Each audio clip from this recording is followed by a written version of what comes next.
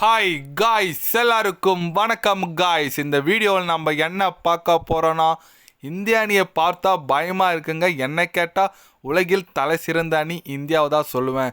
கண்டிப்பாக இந்த மாதிரி டீம் வந்தால் அடுத்த வர நிறைய ஐசிசி ட்ராஃபி இந்திய அணி வெல்றதுக்கு வாய்ப்பு இருக்குது.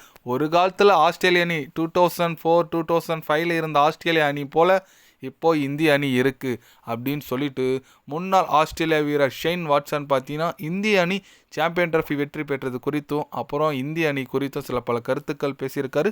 அவர் என்ன பேசினார், ஏது பேசினார் சொல்லிட்டு வீடியோவில் டீட்டெயில்டாக பார்க்கலாம். அதுக்கு முன்னே நீங்கள் நம்ம சேனலுக்கு புதுசாக வந்திருந்தீங்கன்னா ஒரே ஒரு சப்ஸ்கிரைப் மட்டும் பண்ணிவிட்டு வாங்க, வீடியோக்குள்ளே போகலாம்.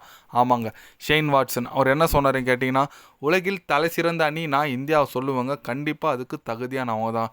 இந்த சாம்பியன் ட்ராஃபி ஃபுல் டாமினேஷன் பண்ணி வெற்றி பெற்றிருக்காங்க. இந்த ஒரு ட்ராஃபி மட்டும் இல்லை, T20 வேர்ல்டு கப்பும் அது போல தான் வின் பண்ணாங்க. 2023 நடந்த 51 வேர்ல்டு கப்லேயும் லாஸ்ட்டில் இருந்து தான் தோத்தாங்க ஆஸ்திரேலியா கிட்ட. அதனால் கண்டிப்பாக இந்திய அணி ஒரு தரமான அணியாக இருக்காங்க. அவங்கக்கிட்ட மட்டும் எப்படி தான் இந்த ஸ்பின்னர்ஸ் வராங்கன்னு தெரில. குவாலிட்டியான ஸ்பின்னர்ஸ் வந்துகிட்டே இருக்காங்க. ஒருத்தர் போனால் சொல்லிட்டு ரெகுலராக வந்துகிட்டே இருக்காங்க.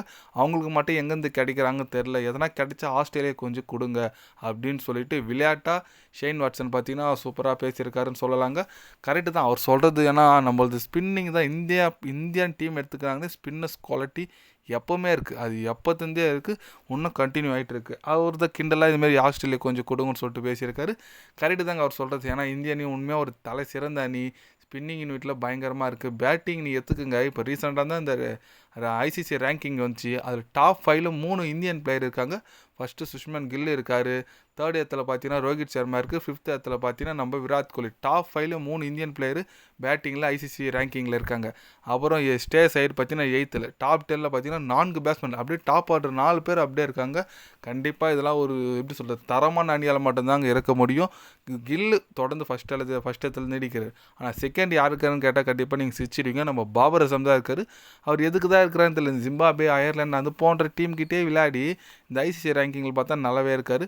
ஓகே விடுங்க, அதெல்லாம் நம்மளுக்கு தேவையில்லாது. இந்திய அணி ஜெயிச்சிச்சு சாம்பியன் ட்ராஃபி. அவங்கவுங்க நாட்டுக்கு வந்து அடுத்த ஒரு போருக்கு ரெடியாகி போயிட்டுருக்காங்க.